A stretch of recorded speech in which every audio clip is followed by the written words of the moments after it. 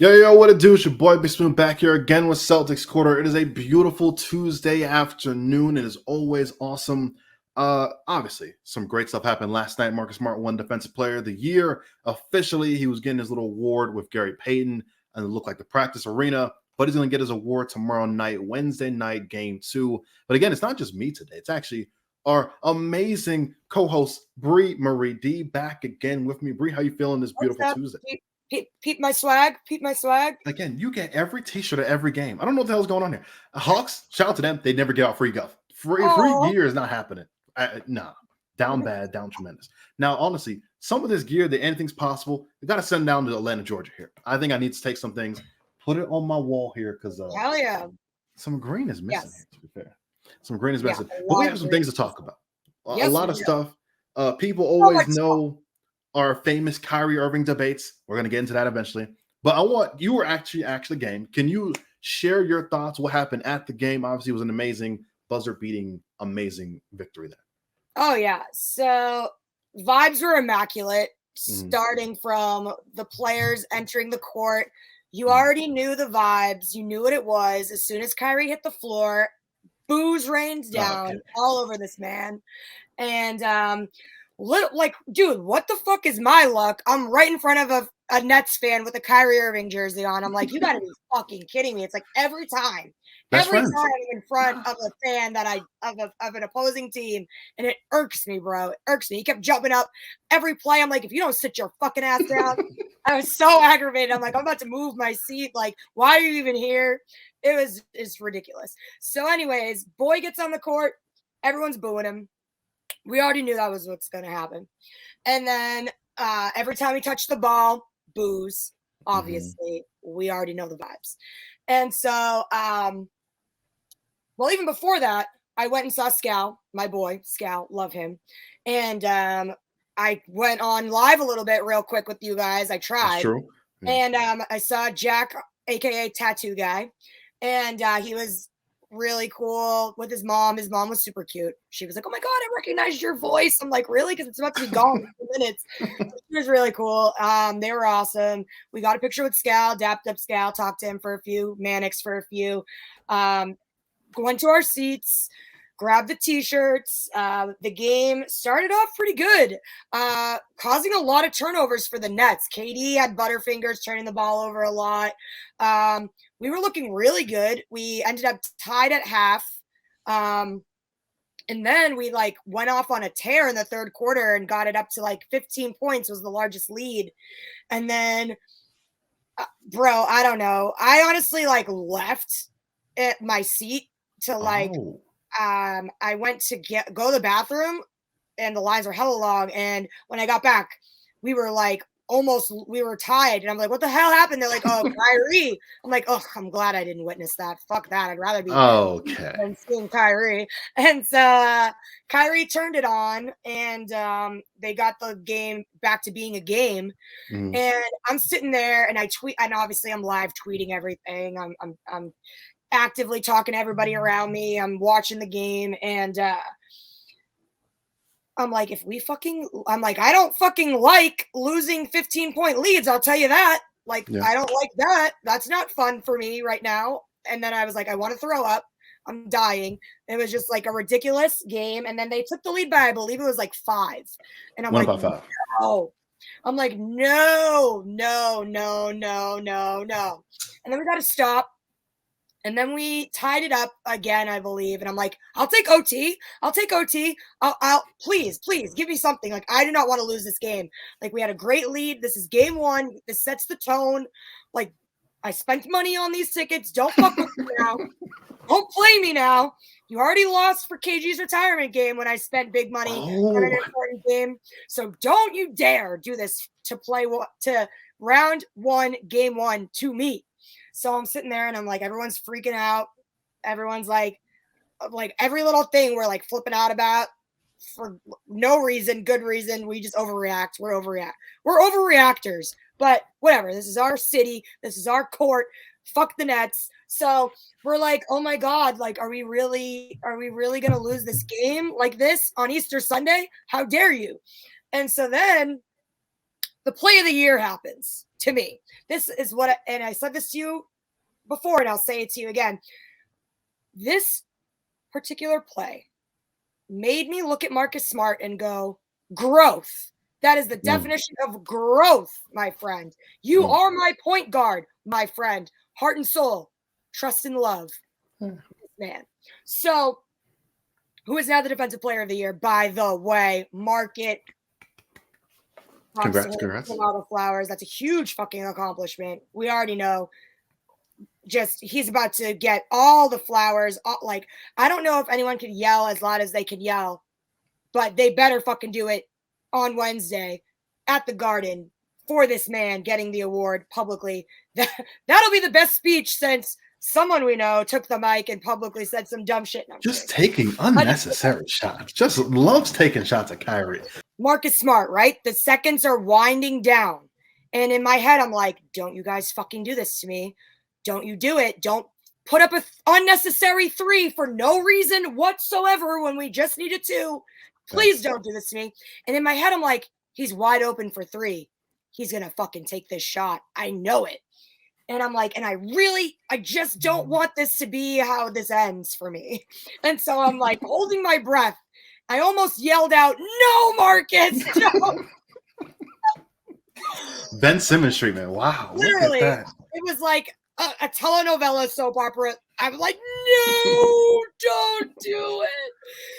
And then he, all of a sudden, with the fucking eyes of a hawk, he passes the ball to my boy Tatum under the totally unguarded. You see KD frozen like a fucking 2K player with his disconnected controller or some shit. Okay. I swear to God, there's memes about it. Check Twitter. And so Tatum just goes, boop, and it was the best decision they have ever made. The fact that we didn't settle for a shitty 3 when we didn't need it. We needed a 2. And we got the 2 at the buzzer. And everyone went fucking, when I tell you, I'm jumping into strangers' arms because Rico actually decided to go to the bathroom. Like, I'm like, wait, why would he missed a play? What? So he was at the tunnel coming back in, and he couldn't sit at the seat because you're not allowed. So if for the Celtics anyway, I don't know how it is for any other arena, but you're not allowed to cross anybody's path during play. So you have to wait for a whistle. You have to wait for a whistle and a stoppage of play to go back to your seat. So he left to go pee during a timeout. And he's coming back and he saw it over there. He's like over there. And I'm like going like this to everyone around me. And I'm like, yeah. He's like, I saw it. It was the funniest fucking thing. I felt like I was in a movie. It was the funniest thing. It's like, you know, when you see your friend from across the room and you make eye contact and you're like, oh my God. Like, literally, that's what happened. It was the funniest thing ever. And then the dudes around were like, I'm sorry, bro. We all hugged. I didn't mean to touch your girl. It was so funny. It was hilarious. And then we were like, fuck you, Kyrie, to the dudes. Okay. But yes, speaking of fuck you, Kyrie. What? We're just okay. Listen, we went from the euphoric, glorious W and how that all transpired and how I barely have a voice now and how epic that was, because let me just fucking tell you, it would have been a Mad Brie episode of me being like, we were up fucking 15. We had Kyrie right where we wanted him. We had KD right where we wanted him, and we blew it. But no. At the butt, they just wanted to give us another heart attack game, as they usually do. Yep. Like, let's do what we do. And what they do is they want to put me on this roller coaster and just drop me and then pick me back up right when I'm about to lose faith. And anyways, we won the game by 1 point. And it was banana land. Like, when I tell you, I've been to a lot of games, luckily blessed to do that. And I've been to like playoff, like I went to like the Heat when the Heat playoffs when we were against LeBron. I've been to a lot of games, and this game was so intense. Like, the crowd was just in it from tip off to the final buzzer. It was electric. I was so happy to be there. I'm so happy we got the win. Like, nice. And then Causeway, the streets, everywhere was bonkers because it was Easter and it was like 3:30. So everyone was day drinking before the game. And then we got out at like 6 or 7 or something. And it was still light out and it was nice out. And everyone was just, it was literally a free-for-all frenzy in Boston. It was wild. And the Red Sox won. They blew out the Twins. So it was just like everyone was just like on their shit, like on something else. And then everyone obviously got more fuel to their fire because of the whole Kyrie thing, which is what we're going to talk about right now. So remember when you were like, oh, like, let's just forget it. Let's move on. Like, Kyrie's over it. And like, I put up that tweet and I said, what highlights though? Because like I was talking shit, whatever. Because I put that tweet up because I quote tweeted the tweet, which was, he said he wanted to move on. He wanted to be remembered for the good things that he did in Boston or yada, yada, yada, some dumb shit like that. Tell me how you're going to say that publicly and say, I just want to, let bygones be bygones. Let's be cool. Let's be friends. Like, I used to be a Celtic. Like, let's do, like, as if he wanted like a tribute video or some shit, which was never going to happen. But he was acting as if like we should be thankful he was with us for the short time he was, and that he wanted to move on and that he wanted to like be like praised, and then he wanted to be like, oh, let's just forget that like there was drama and let's be good, because he was trying to like save face because he knew he was going to get harassed hardcore coming to the Garden. Now, I'm all for, the rivalry and the, the competitiveness.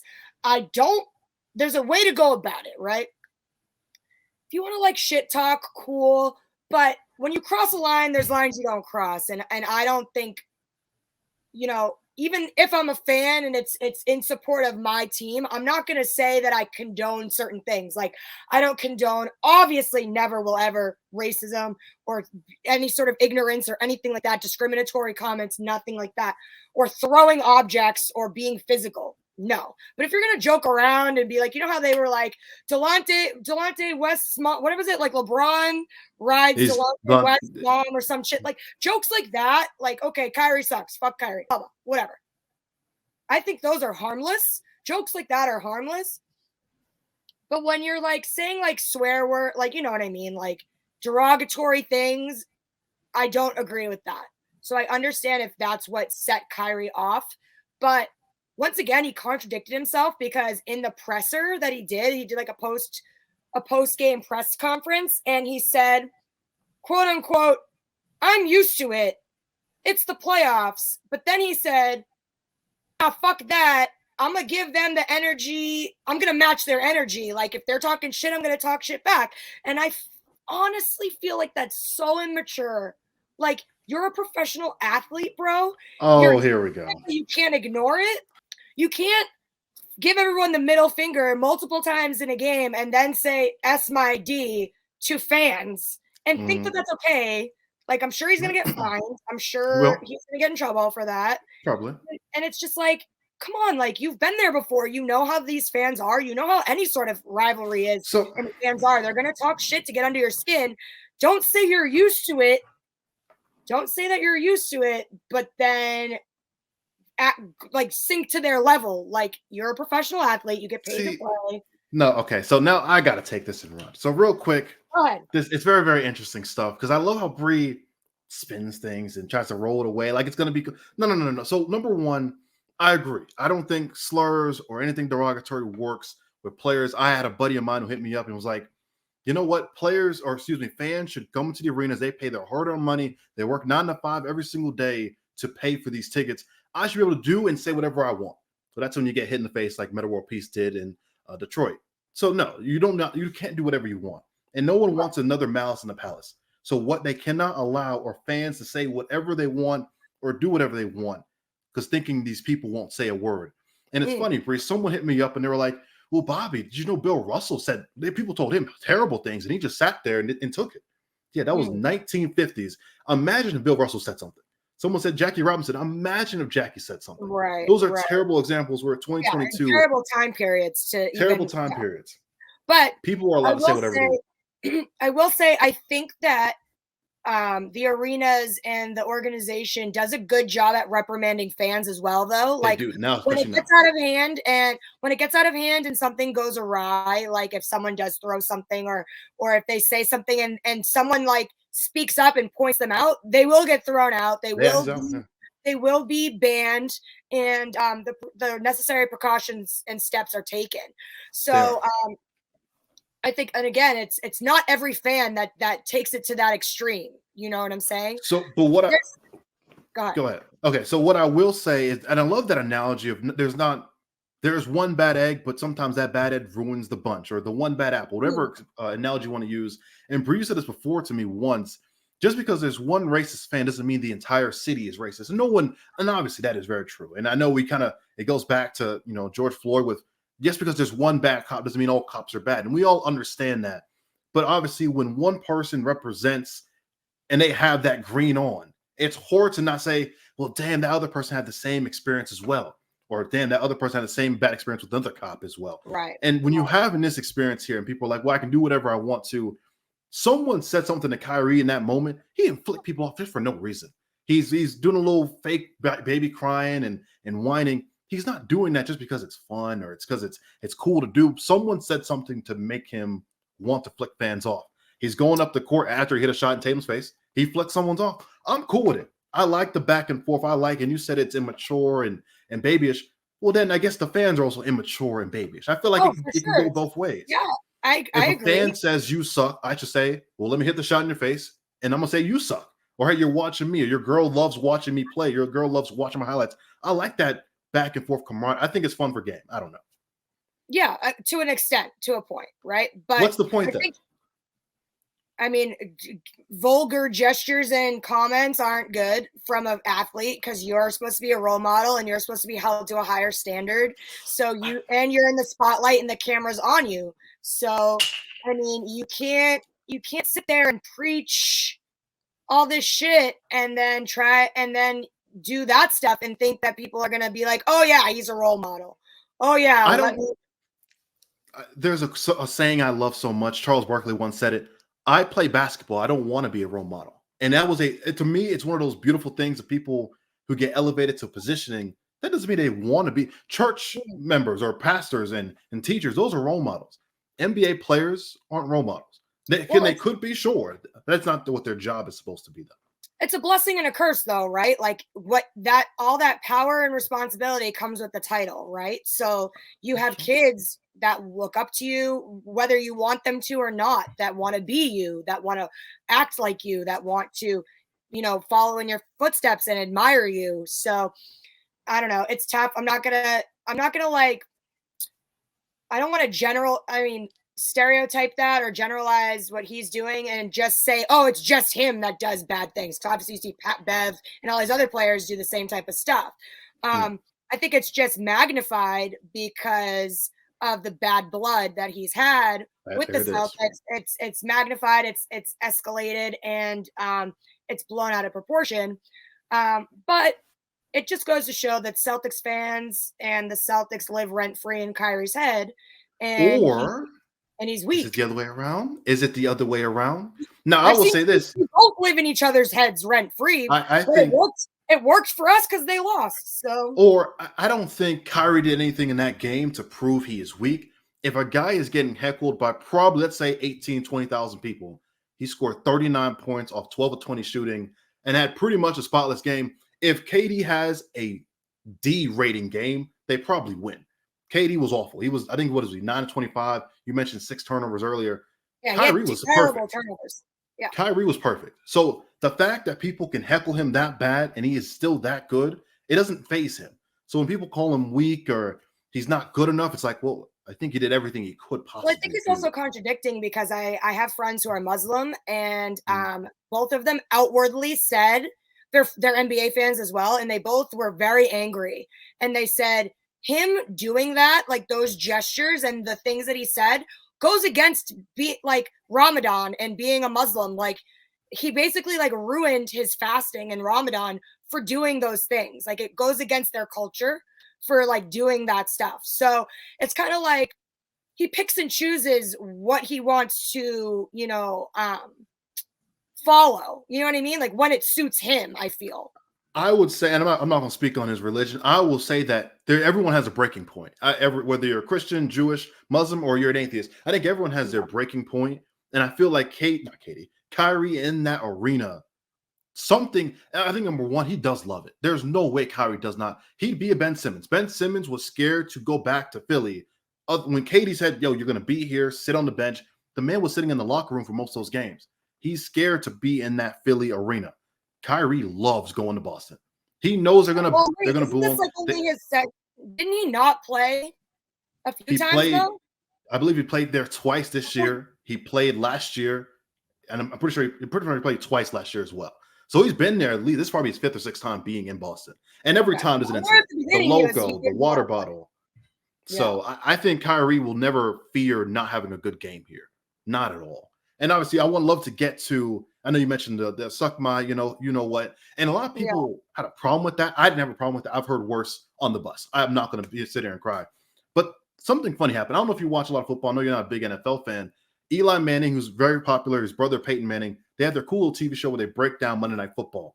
Eli Manning on live ESPN, their amazing show, flicked a double bird live on TV, and it was a joke. And guess what? It was a meme on SportsCenter reposted it that night. But Kyrie goes and hits a middle finger to people. Probably, I highly doubt, if I'm wrong, they were just booing. I highly doubt they were just saying, "Oh, Kyrie, you suck." I promise you, Kyrie heard way worse than things that they would tell their mothers that night or that afternoon in Boston. They probably said a lot worse. He flicks him off, and it's a huge thing. You should spend Kyrie for game 2. Oh, he shouldn't play. My kids were watching. It's Easter Sunday. What are we talking about here? Like, again, if you ever sat close up the NBA game, again, I'm black. They say the N-word probably every other second. You hear that word. You hear the most vulgar language. Why? Because it's competitive. It's basketball. I love it. So I feel like people love to be competitive, and I mean fans-wise. Yeah. But yet when the players be competitive back to them, all of a sudden it's, right, you should be a role model. It's above you. Like, I don't understand that. You can dish it out, but you can't take it. Like, you don't take it. Yeah, it's like you don't want the interaction. You just want to be able to be like Twitter fingers and just yell all this shit. But once they say something back to you, it's a problem. I actually had a buddy of mine, Boss Seltz, on IG. Me and him were talking this morning, and he said something amazing to me that probably I've never noticed because I don't hate anyone, and even I don't have rough goings with anyone as well. But he said something so cool. I had asked him, so when Kyrie played for Boston those 2 years, did you not like him coming in? Were you not a fan of him? He's like, no, I love Kyrie. And I was like, that's interesting. You love Kyrie. And he's like, yeah, I think a lot of Boston fans, a lot of friends loved Kyrie. I was like, so why do you think something turned around? He's like, I believe the hate I have now, and a lot of fans have the hate for him, is because that's the love we had for him when he left. That's where it's now malfunctioned too, of we loved him so much, but then he did that backstab, which I don't call it a backstab. I think you bet do what's best for yourself. But Celtics fans call it a backstab. He left to Brooklyn. All right, now I'm going to hate you because I loved you so much. Bree, your thoughts? You kind of, I'm not saying you hate the man, but I don't believe that. I don't believe that. I think that we had very high hopes and we were very excited for the potential and the possibility of having Kyrie at an elite level to try and be the guiding force for the Celtics. And it just didn't work out. And I kind of was doing videos like that when I was kind of like, oh, I had high hopes for Ime. And then when it started going down and down, I was like, all right, fuck Ime. And then I was like, oh, but it turned around for Ime. It never turned around for Kyrie. Is that true, though? It never did. I swear to God, I have all my tapes. You can go watch them. He was out for 40 straight games. He did nothing in the playoffs. When he came back, he waved the white flag in the playoffs for the second year. And he just didn't help us at all. He really didn't. And then I sent you that video. Abby Chin had an interview with Jaylen Brown and basically asked her, yo, like, what were your thoughts of Kyrie? Like, how did you guys get, like, how was it when he was a Celtic with you? Blah, blah, blah. And he said, we didn't get along. We bumped heads. It was very clear that it was a toxic situation, whether it was Kyrie's fault or not. They just did not get along. It was best that he left. We're so much better for it. We're so much better for it. So, and okay, I want to go to one. I remember. I remember going back. I wanted to hear what the NBA on TNT panel said about the incident with Kyrie and the general consensus that Shaq and Chuck were saying was basically stop being a crybaby, suck it up, and just play basketball. I know Shaq's not talking about stop being a crybaby now. I know Shaq is not the one. I Shaq was a crybaby his entire career. I reposted it on Twitter and on Instagram. They basically were both like, cut it out, man. Like, don't give people that like energy and entertainment. Like, just shut up. Don't be talking that shit and just play. Like, they were pretty pissed off at how he conducted himself and carried himself. Not only he was flipping people off multiple times. There's a different way to go about it. Like, you want to shoot a 3 in someone's face and silence the crowd, you blow a kiss, or you give a wink, or you do this. You don't go and put your middle fingers up and same exact thing as you don't stomp on the logo. You're doing shit now, super crossing the line and disrespectful. So there's a way to go about it. He chose a very explicit wrong way to do it multiple times.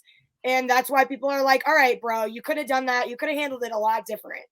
He could have, but I feel like it wouldn't have been in his way. He didn't want to copy another man's way. And again, back to Shaq. Shaq literally told a reporter to go F his mom because he criticized him in the post-game press conference. So Shaq is the last one talking about crybaby stuff. So anyway, but I would love to talk real quick, and we want to get to the preview of game 2. Yeah. But I just think to me, it's just so comical. Antoine Walker, if y'all know who he is, he was an all-star for the Celtics. I believe he got traded to Miami, or he left to go to Miami. Won a title in 2006 with the Heat.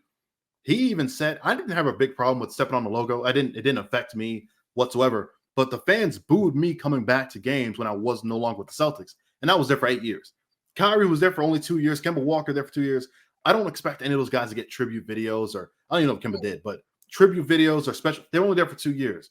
But to say Kyrie wasn't good when he was here with the Celtics, he was All NBA second team.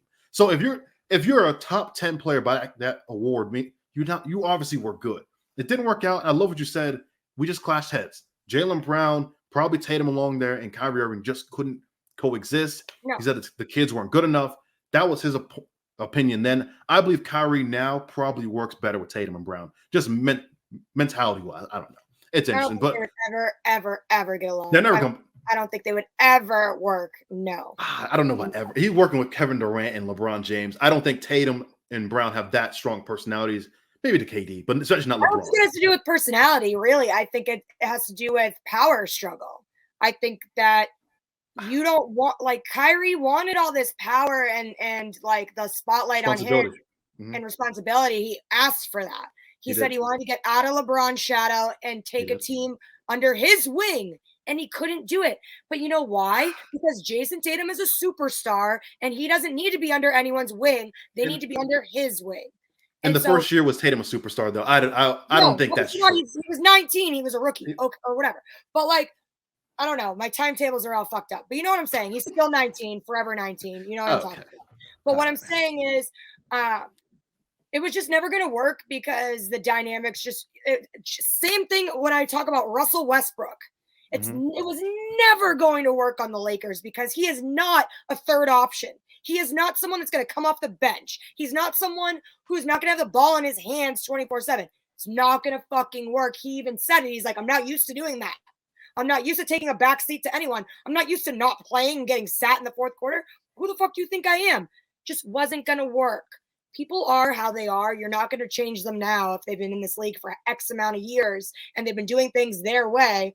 And what Kyrie's been doing his way is being a second fiddle to someone bigger than him. The end. I would say last afternoon, he was the Batman in the entire show. I think he was the best player on the floor. But out of how many games, though? He can't do it consistently. He can't do that consistently. We'll see. We'll see if he can do it consistently. Obviously, hopefully, it's in a losing effort here. But speaking of that, game 2, Bobby. In game 2, I picked Celtics in 6 here. I got to make sure my pick is correct. But we have Wednesday night Celtics Nets, obviously here in TD Garden, trying to go up 2-0. I wouldn't say a must win for the Nets. I think the Nets can come back from 2-0 and tie the series up. That doesn't scare me. However, for the Celtics, I think it's weird to say must win when you're up in a series, but like taking 2-0 to go to Brooklyn, all you gotta do is win 1 on Brooklyn. You're straight. That's your goal. You win game 2 and you just steal 1 game 3 or 4, and then you come back to TD Garden trying to end the series out. But Bree, your thoughts on game 2? Katie, I think, is going to be much better. The people like, oh, it's great defense. He has to Kevin be. Durant. He has to be. I don't know what happened to him yesterday, but off game, yeah. He has to be better. There's no excuse for that. I think the Celtics need to win this game. They need to. I would feel a lot like a million times. Obviously, everyone would more confident having 2-0 rather than a split 1-1. series going into Brooklyn. I don't fucking want that at all. Obviously, the home court advantage for us helps us. Obviously, taking two, like we have more rest. We've been home for like a week and a half, 2 weeks. We're playing on our home court. Everyone's amped, lit. Kyrie actually fucked himself because him doing that shit gave the fans even more of a reason to be down his throats on Wednesday. So, and now we have even the added fuel and excitement and energy of Marcus Smart getting Defensive Player of the Year. So that is totally a boost in the positive direction for the Celtics. Everything's really going their way, and the next good news we should be getting soon, hopefully, fingers crossed, is Rob Will makes his return. Game 6 if necessary. I would assume he wouldn't be back before Game 6, if there even is one, which I think there will be because people are talking nonsense. People are talking nonsense if they think that Brooklyn won't win at least one, if not two. I mean, I said 7. And actually, when I was talking to my dude Scalabrini yesterday, he said to me, if the Celtics win today and play like I know they're going to play, this was pregame. This was before the game even started. He said they'll win in 5. But if they do not win today and it doesn't go how we want it to go, it'll be Celtics in 7.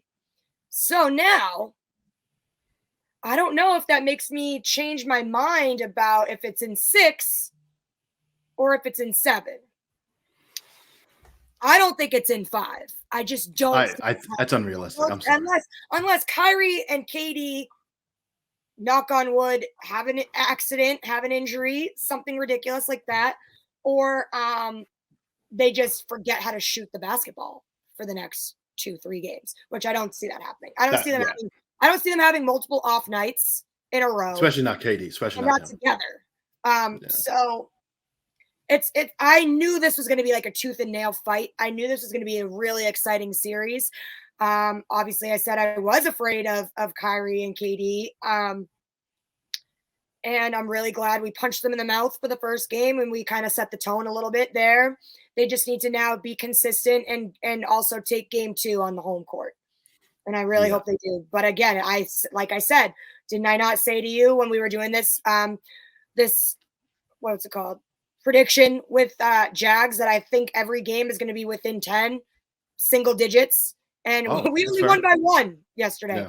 So, and I think the Nets were like favored by 4. I don't know how betting works. Okay. I think the Celtics were favored by 4. Was it what it was? Celtics were favored by 4 at home court. Yes. The Celtics now favored for the whole series because I thought it was the Nets at first. No, Celtics were favored in the series to win. Yeah. Wow. Okay. So it changed. So I'm pretty sure Vegas had Nets winning at first because I remember Chuck and them being like, that's weird. They have the Nets winning. I thought the Celtics would win or whatever. But the fact that that Vegas is backing the Celtics makes me feel a little bit more confident because Vegas usually always wins.